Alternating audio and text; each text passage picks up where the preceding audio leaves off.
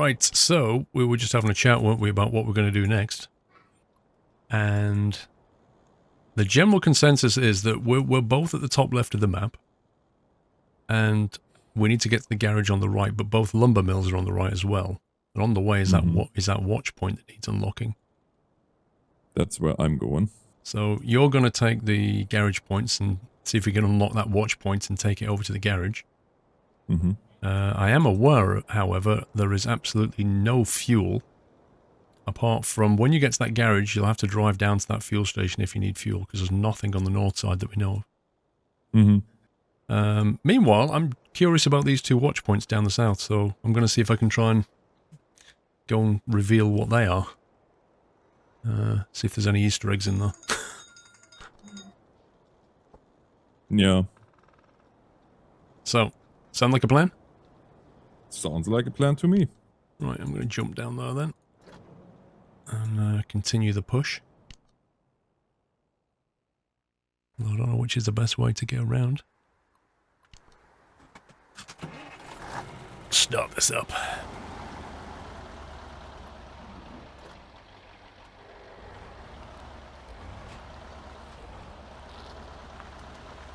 Right, I'm on the move. How many garage points can you get on that truck? I'm just looking here. I'm probably gonna take the semi again because I have it attached anyway, so that's 4.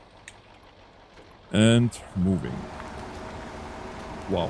When this engine fires up though. Yeah. Some of the audio is beautiful. Mm-hmm. The black smoke out of the pipe too. I don't know, I kind of think, like, at some point, EV, electric vehicles are just going to take over, aren't they? It's pretty inevitable. But I know combustion engines are bad for the environment, blah, blah, blah. But I'm going to miss these combustion engines when they eventually go. Mm-hmm. It's gonna be, you know what, yeah, it's inevitable. I'm just a little bit worried still about the fact that all the stuff usually works really good in California, where you have lots of infrastructure, but for us up here, way up north, it's, they have to figure something out. That's true. Because, yeah, just thinking about, well, I don't know, I think they called it something blue for you guys, the diesel exhaust fluid. AdBlue, yeah. AdBlue, yeah, it's called DEF up here. And it worked great in California and everywhere, but that stuff becomes jelly after a certain, or under a certain temperature, below a certain temperature, and we have all kinds of problems with that. Really? Because it's just so cold where you are. Well, it's to take today. It's right now. It's still a wind chill of -29, and it's what? And that's February Celsius, 20. right? Yeah. Just for the people watching or listening. Yeah. -29 Celsius. No, thank you. I do wonder sometimes why you moved from Germany to go to that.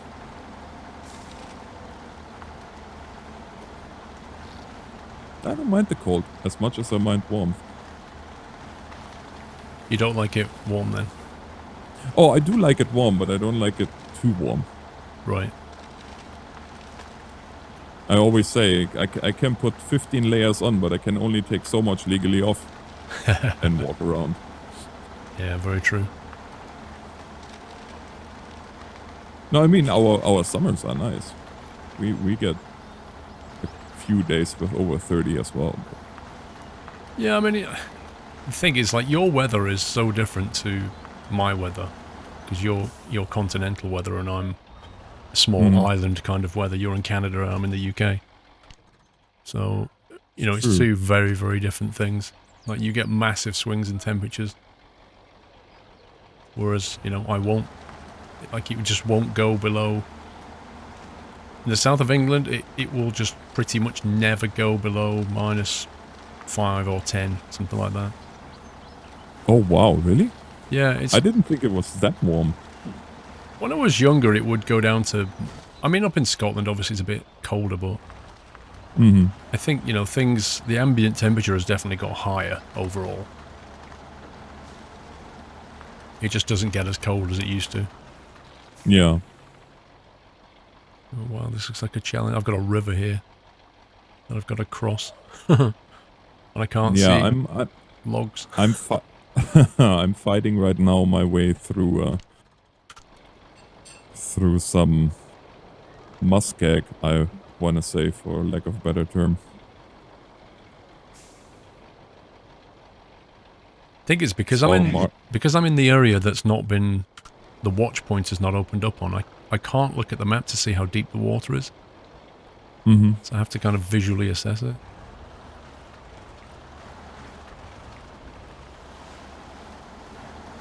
Okay, I have to, as much as I hate doing it because it kills me on the fuel, but I have to throw the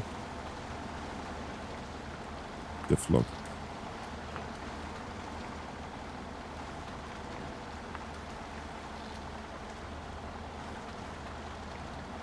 Oh, the sound though. Man, the sound.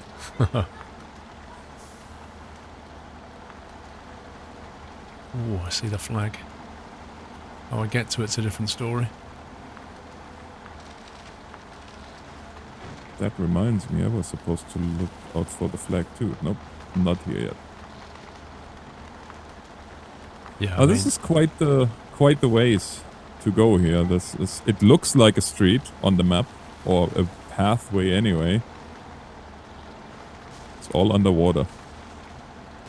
Well, don't forget to ditch your trailer, and while you get that flag, there's no point making it harder. Yeah, well, the good news is... Oh, look at you. You're already at the watch point. Oh, wow, okay. Interesting. I'm pretty sure my garage is still full of fuel on my garage trailer, so I don't even need a fuel station.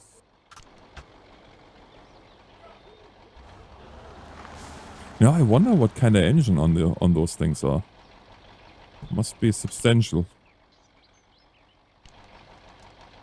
What, on the truck that you're in? Yeah, probably. I mean, to get those tires moving alone.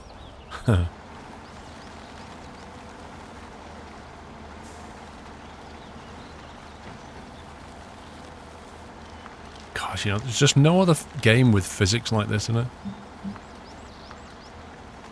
Yeah, that's true. It's the way it carves up the mud. I kind of feel like they should license this engine to other developers so that we can see... Because it's obviously such a capable engine, but I'd like to see what other developers could do with it. What other games they could build on top of something like this. No, I immediately start thinking farming. Can you imagine?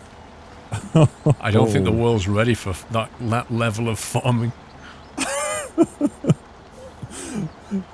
You go in the field in the rain and that thing just sinks out of sight. Yep. Done. I mean, that's what real farmers have to deal with, but can you imagine that in a game? People complaining it's too hard. Yeah, well.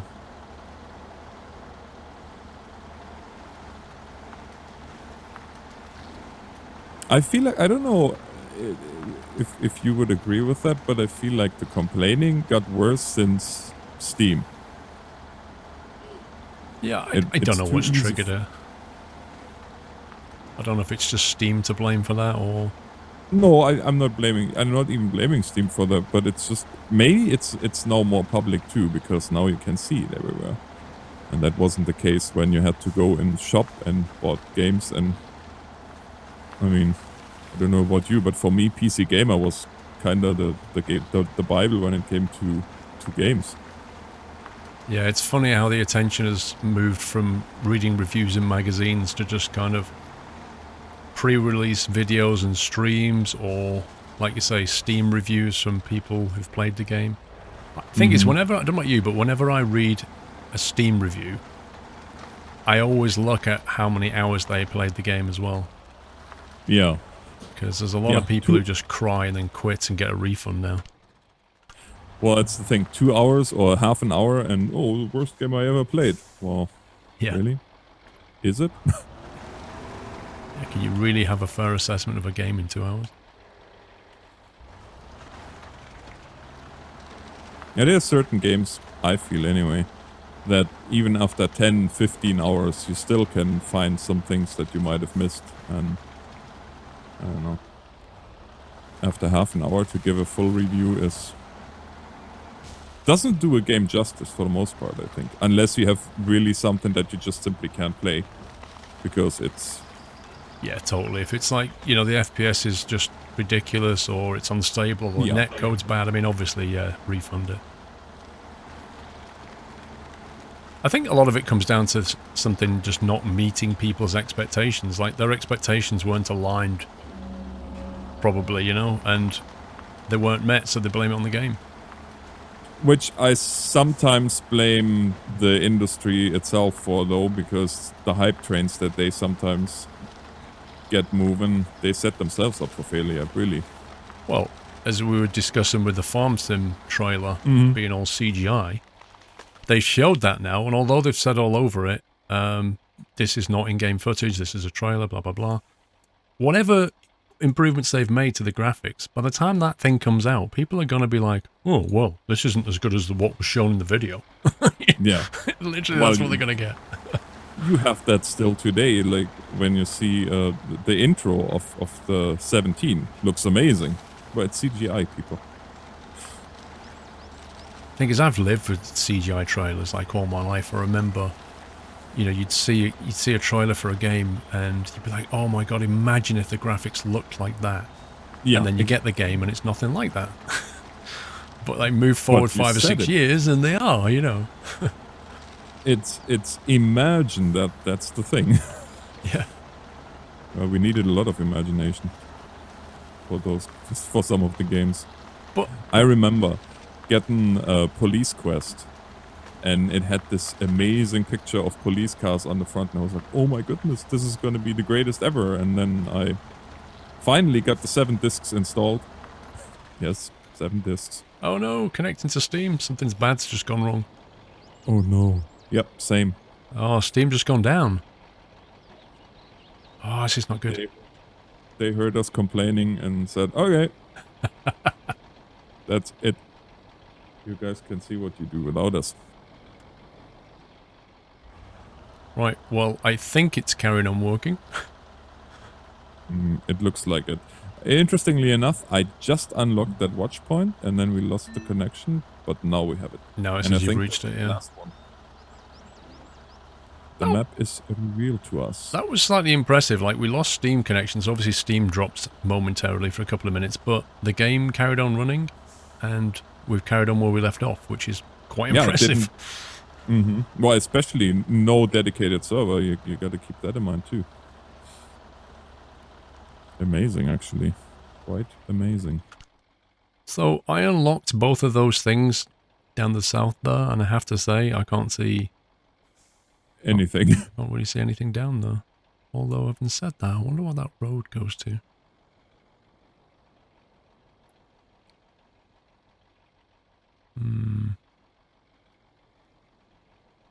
I just got this suspicious feeling, you know, like developers and map designers, they don't just do some things for nothing. And I'm kind of wondering if there's like a vehicle that we can unlock down here that I've missed, you know? Oh, that you don't see yet. That could be. Exactly. I'm just going to turn around and go back down this road and just double check if there's something I've missed. I've got the fuel, so I may as well do it now.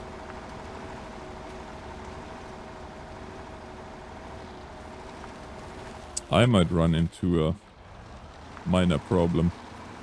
I think I was a little bit too confident in my fuel reserves. I might have to grab that Class C that's down there and get a fuel tank on it and come in. You burnt too much fuel, did you? I have enough fuel at this rate for 5 more minutes, and that's it.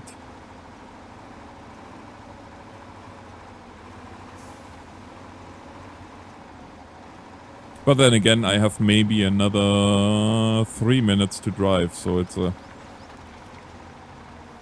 Well, you may as well try and see if you can get there. Yeah.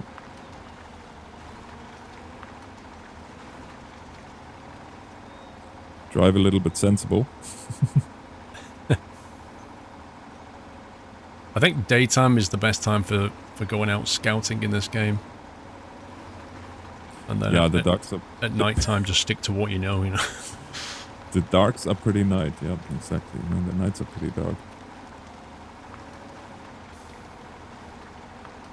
Well, it's got to this road and I can't see anything interesting.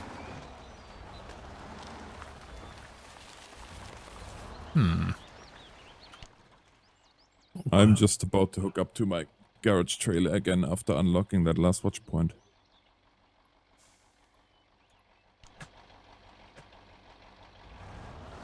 Okay.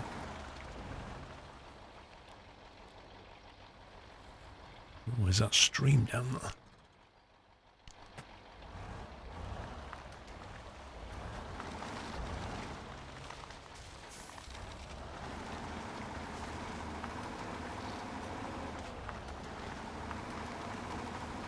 What I don't understand about this map, though, is why you've got a log kiosk bottom right of the map.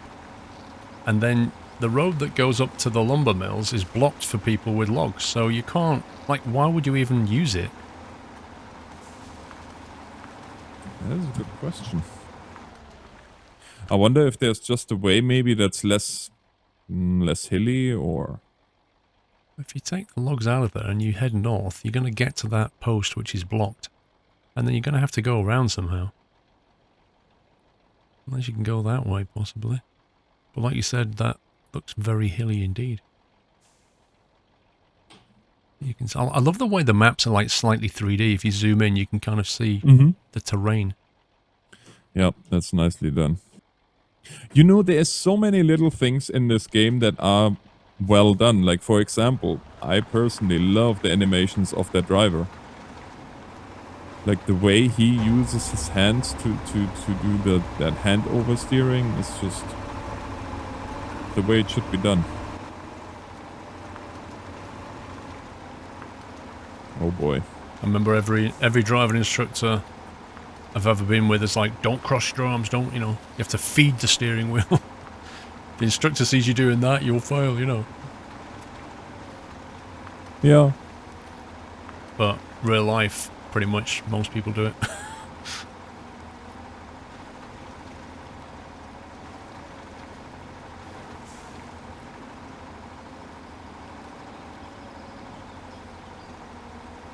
Wow. I'm on a piece of road here which is... I don't know, I was about to say it's the nearest thing I've seen to tarmac, but it's giving way a little bit. It's going to be going dark soon. It's like 1847. Mm-hmm.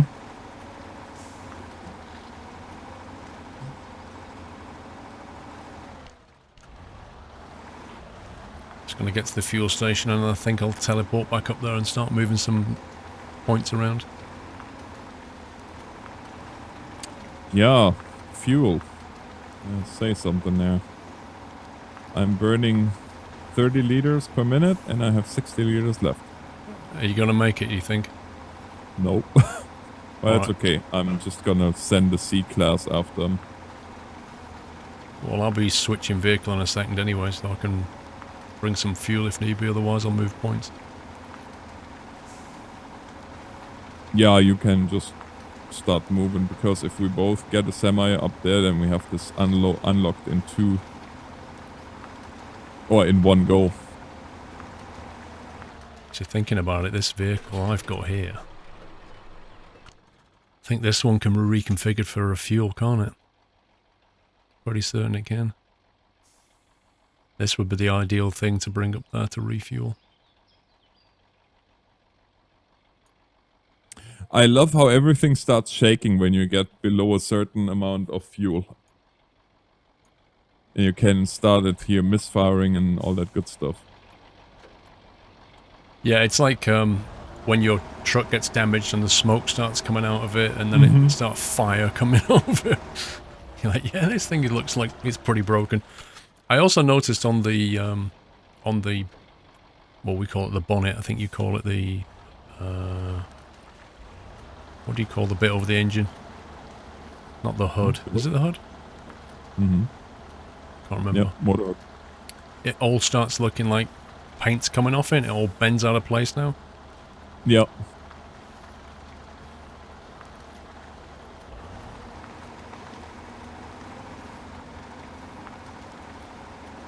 Three, two, one. Right, so if you're going to go back to one of the vehicles at the garage, I suggest you go getting some logs with it, because I'll bring this thing up with to use as the fueler. I don't think there's much point using the big machines to move the fuel around, if we can do it with this. No, definitely not. I'm just looking. Please tell me I unlocked that C. Oh yes, I did.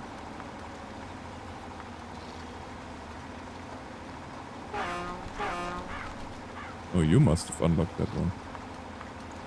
I can't even be up here even. Eh? Oh, here is is it C6317?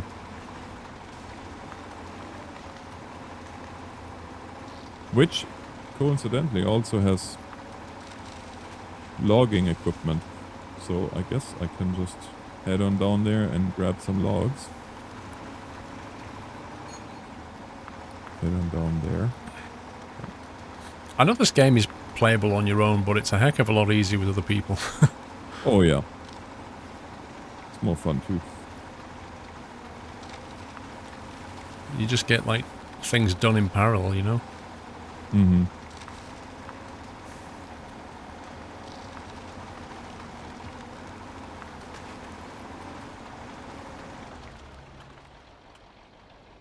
Right, I'm going to make this river crossing again.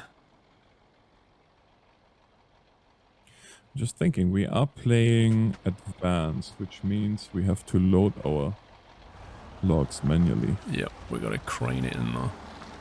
Yay.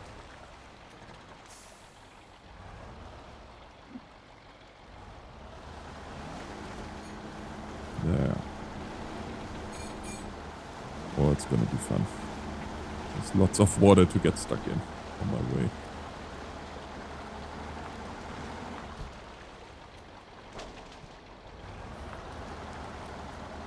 You know, it's funny. It doesn't sound much. It's only 917 meters total. So not even kilometer. What is? But distance from where I am to the log kiosk. But it's a kilometer through the mud. Mm-hmm. It's gonna be a fight every meter.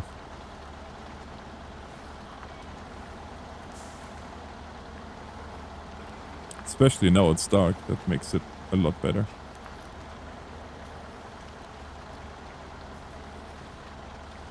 Yeah, loading logs can be quite fun as well. That crane arm. Mm-hmm. Every time I use it, I'm like, what were the controls again? I have to figure it out.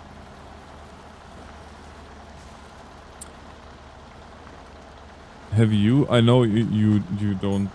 I don't know. Well, I don't know if you really test mods for Farming Simulator at all. But if you do, have you had a chance to test the? Or if you ever get the chance, you should test the Leaper pack. That's by far the best crane physics I ever seen in Farming Simulator 17. Bar none.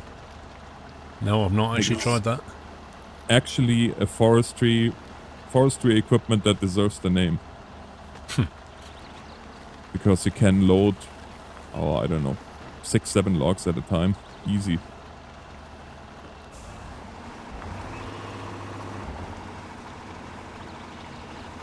So if you're clever with it, you can load more. Yeah. I like that. I like games where if you're more skilled, then you can benefit from that. It doesn't make it easy for you.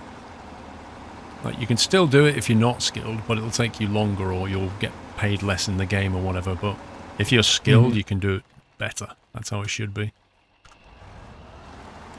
And I've taken a wrong turn, so I'm going to go through that water. Yay! Oh, best of luck. Yeah, the water that you said. Yeah, how much more difficult Oh, can yeah. it... Oh, no, you said I'm up for a challenge. That was it. Yeah, yeah. And a challenge it was.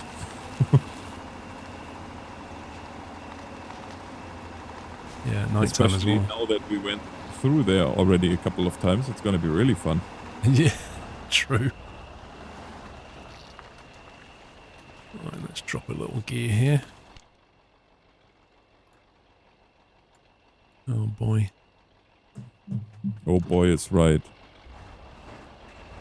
In the water I go. Should not have come this way.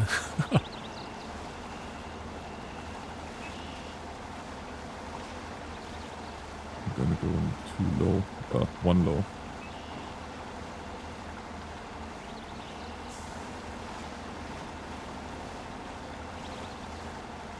Well, actually, it wasn't so bad.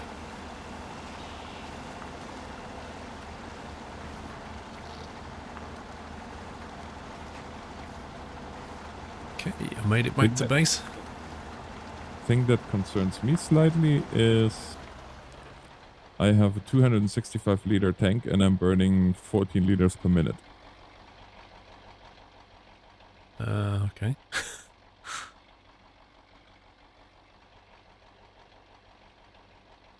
Right. And I'm empty yet.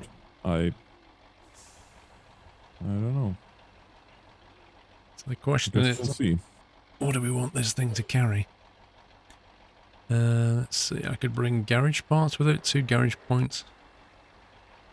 Could bring a garage trailer, no thanks, that's only worth 2 points as well. A short log trailer.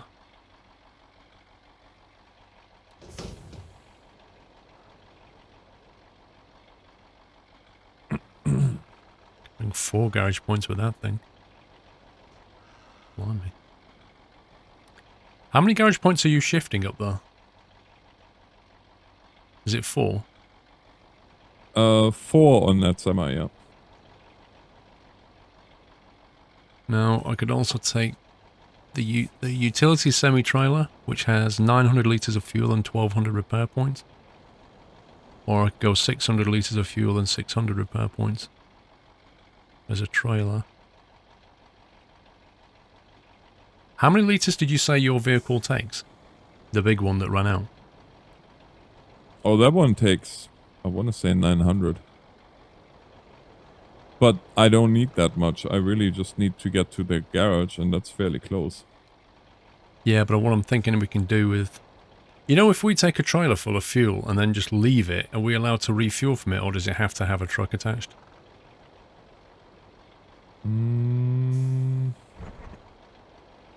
Pretty sure it has to have a truck attached, but even so, we could just leave the trailer, attach a truck to it, fuel up, and carry on.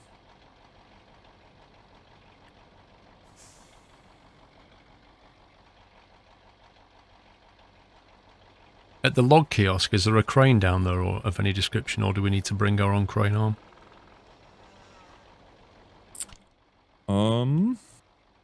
Where are you at the moment? Halfway. I was about to say, oh, I think I'm almost there, and then I look at the map. No. Are you going down to the bottom right kiosk? Mm-hmm. Yeah, I don't know which one would be closer, to be honest. Yeah. Wait a sec. What? Oh, yeah. Okay. Oh, there's 3. So let's see, the garage has got no points unlocked. No. Right, we're going to need that garage unlocked, aren't we? Where's the one with the garage points that you took? It's sitting... It's sitting... Because I can't see that. Just before you know where we have the area revealed already, but it's dark gray because we actually didn't drive there yet Right, okay. physically.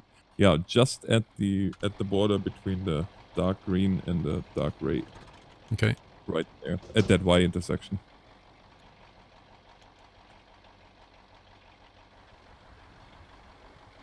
Maybe a couple 100 feet back from it.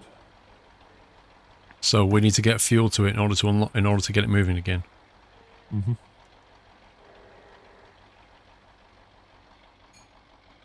Which means I'm going to have to go and get this thing fueled up as well.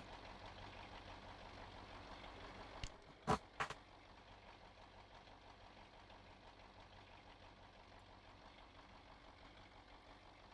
man, the fuel points are just miles away, aren't they? So that one all the way down there, or that one all the way over here.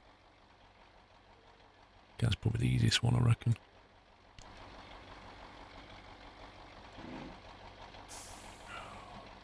Daylight would be nice. Yeah.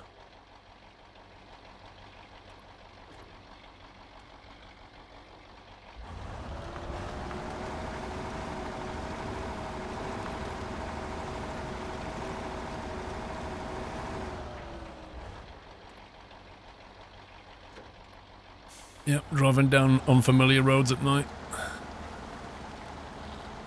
It's fun. It's exactly what the doctor ordered.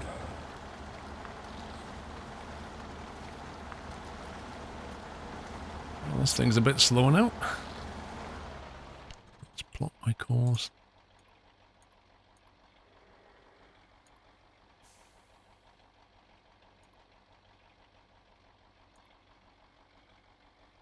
It's not gonna work.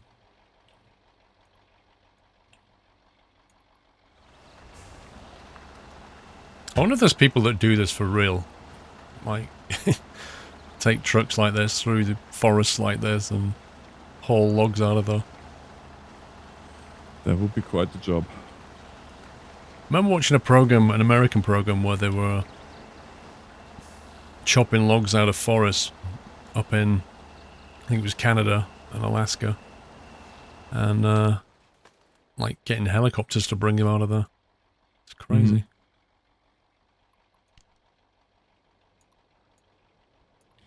Well, it's one thing that you really can't really wrap your head around it, is that you drive here for 2, 3, sometimes 4 hours and no town, no nothing. All there is one dirt road. Presumably you get like fuel stops and truck stops on the way.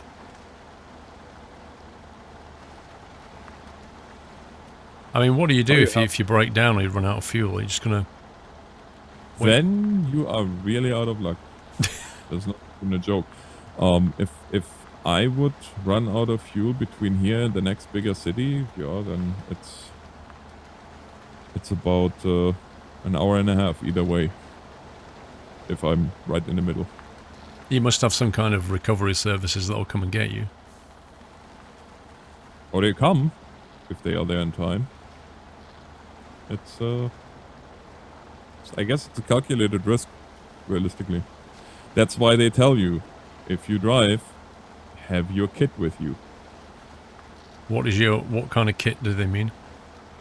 Well, it's some sort of ignition source, for example. Because even a simple tea light can keep you warm for hours in a car. Really? It's quite amazing how much warmth out of a simple tea light can come. I would have never thought that either. Then of course blankets and all that good stuff. Just because the temperature can just drop so drastically.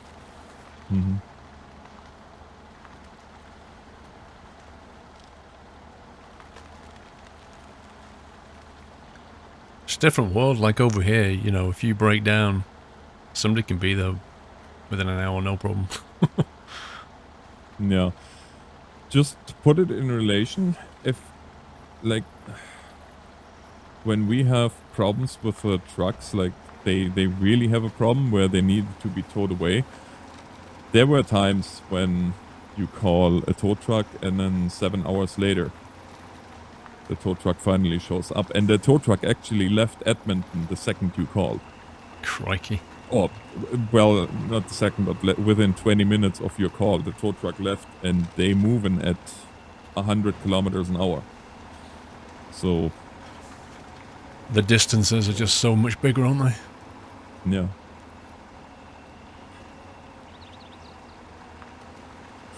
Or is it Alberta you live, isn't it? Mm-hmm. And it's not so bad in the southern part of Alberta, because the more southern you go, the more people there live. But as you go further north, it gets pretty scarce.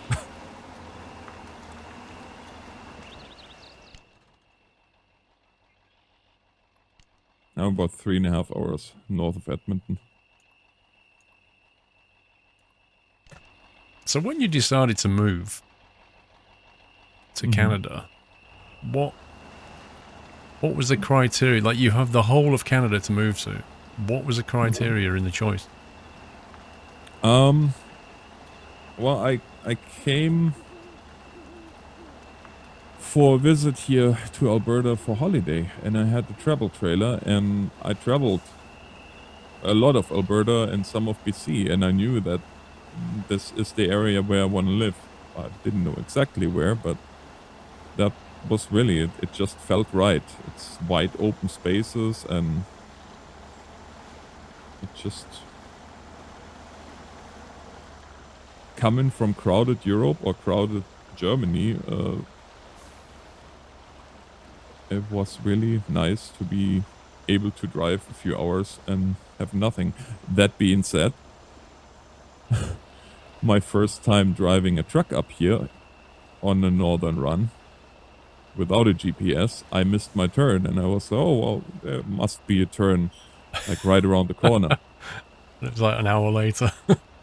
It was, yep, roughly an hour later, I finally found the turn where I could back the truck in, and... oh my god. That's interesting.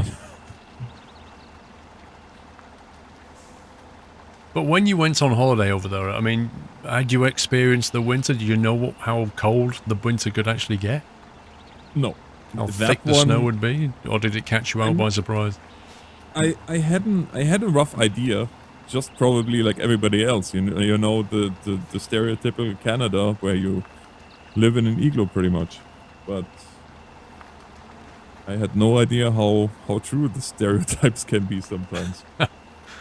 Like when I came out here for the first time and had to fight my way with a snowblower through the snow, that was a different experience.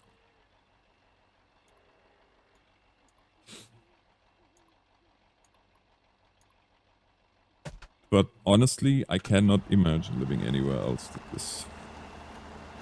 It's challenging sometimes, but I mean, it's not like I live. It sounds like, well, for European, I guess for European standards, it's way out there, because next city, well, 2.5 hours, I guess, if you let it roll. But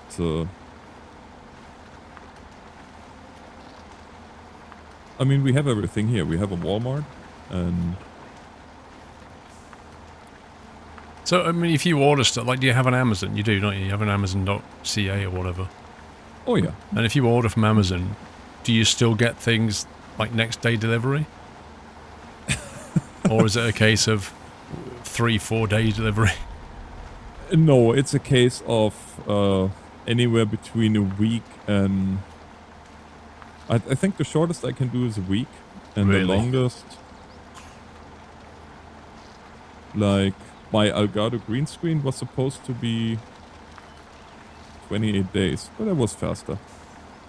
Wow. So in parts of the UK now, you can get 2-hour delivery on items from Amazon. Yeah, well, in Edmonton, I think once they are supposed to get an Amazon headquartered, or what are they called? Delivery center, distribution center, whatever. So once that is there, they probably have the same. But yeah, for us here, get that. I guess if if we would be lucky enough to, what is going on here?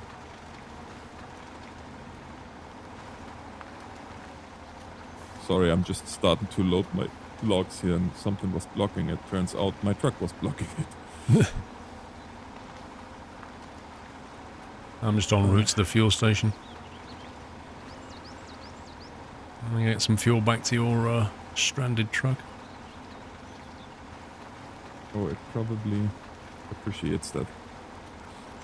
And then I'm probably going to leave it somewhere around there so we can ferry things and refuel en route. But it only has like 900 litres.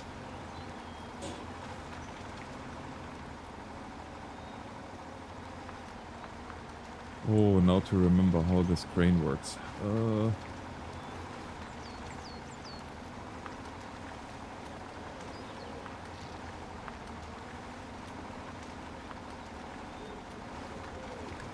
This is going to weigh a whole lot more in a minute when I refuel it.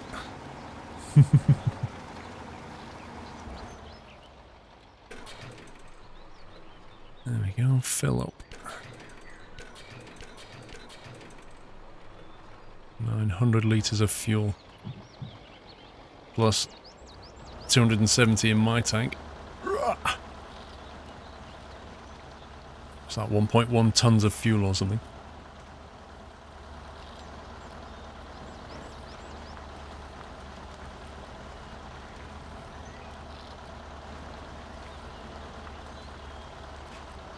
Oh, wait a second, is it? Oh, there it is. I was like, somehow I know you can turn this whole crane thing too, but... ask me how.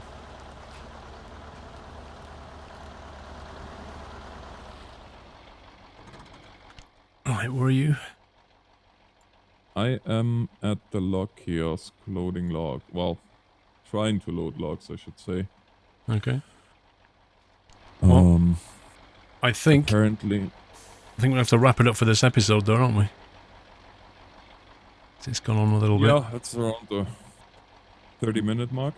So I think in the next one, you're going to get those logs back from there. I'm going to go and refuel your truck to get the garage points in, and I'll also start moving some logs myself. But I think, you know, we've discovered all the map now. We've discovered everything. So it's just a matter of moving the points and the logs around to complete it. Yeah. But we can do that in the next episode.